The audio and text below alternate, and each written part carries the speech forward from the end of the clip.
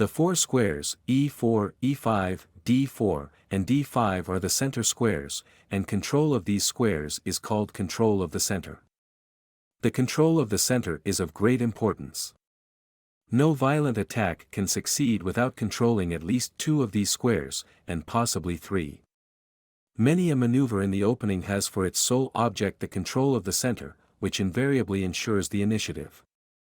It is well always to bear this in mind, since it will often be the reason of a series of moves which could not otherwise be properly understood. As this book progresses, I shall dwell more fully on these different points. At present I shall devote some time to openings taken at random and explain the moves according to general principles. The student will in that way train his mind in the proper direction, and will thus have less trouble in finding a way out when confronted with a new and difficult situation. E4, E5, Knight F3, D6. A timid move. Black assumes a defensive attitude at once. On principle the move is wrong. In the openings, whenever possible, pieces should be moved in preference to pawns. D4. White takes the offensive immediately and strives to control the center so as to have ample room to deploy his forces. Knight D7. Black does not wish to relinquish the center and also prefers the text move to Knight C6, which would be the more natural square for the knight.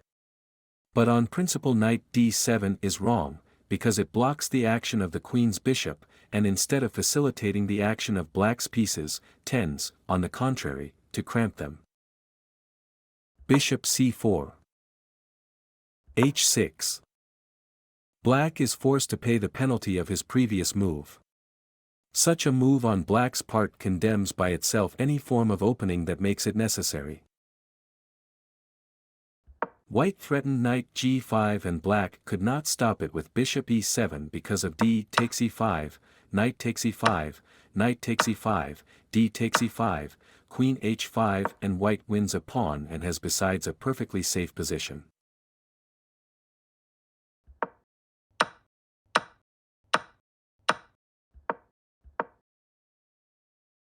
Knight C3. Knight Gf6. Bishop E3. Bishop E7. Queen E2.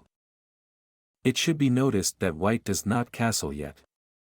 The reason is that he wants to deploy his forces first, and through the last move force black to play C6 to make room for the queen as white threatens rook D1, to be followed by D takes E5. Black's other alternatives would finally force him to play E takes D4, thus abandoning the center to white. C6. Rook D1. Queen C7. Castle kingside. With this last move white completes his development, while black is evidently somewhat hampered.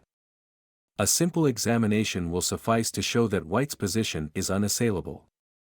There are no weak spots in his armor, and his pieces are ready for any maneuver that he may wish to carry out in order to begin the attack on the enemy's position.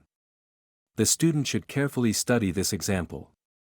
It will show him that it is sometimes convenient to delay castling.